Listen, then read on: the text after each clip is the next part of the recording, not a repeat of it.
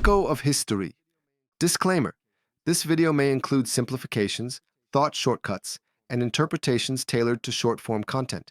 We encourage you to explore the topic further on your own. Clicking away might be a historical mistake, one you'll regret. During World War II, Nazi Germany was known not only for its rapid conquests and brutal ideology, but also for its obsession with military superweapons. One of the most extreme examples of this ambition was the Schwerer Gustav, the largest artillery piece ever used in combat. This behemoth of a gun was designed and built by Krupp, Germany's most prominent arms manufacturer.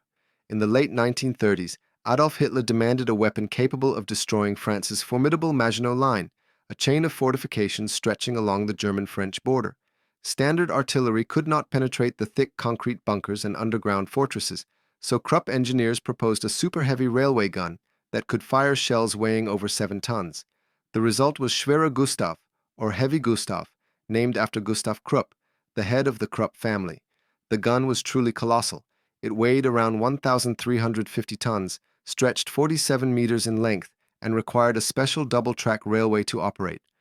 The barrel alone was 32.5 meters long and could fire an 800-millimeter projectile up to 47 kilometers away.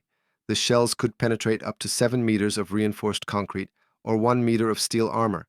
But Gustav was not just big. It was a logistical nightmare.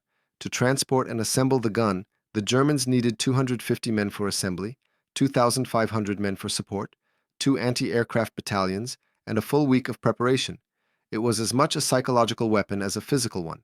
Despite being designed to smash the Maginot Line, Gustav was not ready in time for the German invasion of France in 1940, which ironically bypassed the Maginot Line entirely. Instead, the gun was first used in combat in 1942 during the siege of Sevastopol on the Eastern Front. At Sevastopol, Schwerer Gustav fired around 48 shells over several weeks. It destroyed underground ammunition depots, smashed fortified bunkers, and even sank a Soviet munitions ship. Its firepower was devastating, but its impact on the overall battle was limited. The Red Army eventually lost the city, but not because of Gustav alone. After Sevastopol, the gun was moved to Leningrad but never used again. The Soviets had already fortified the region so heavily that it was deemed too risky to deploy such a vulnerable and slow weapon. Later, Schwerer Gustav was reportedly damaged by sabotage or simply fell into disuse. As the Allies advanced in 1945, German troops destroyed the gun to prevent it from being captured.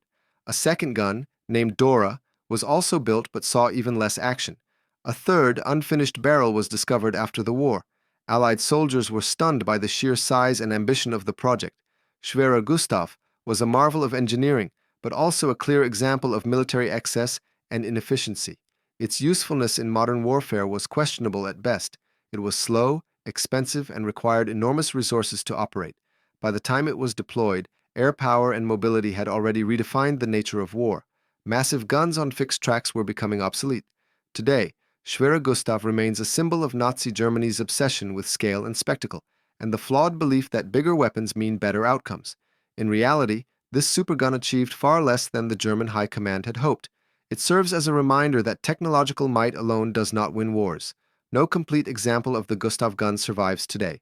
Only fragments remain in military museums or archives, but its legacy lives on in documentaries, books, and video games, often portrayed as a terrifying machine of destruction.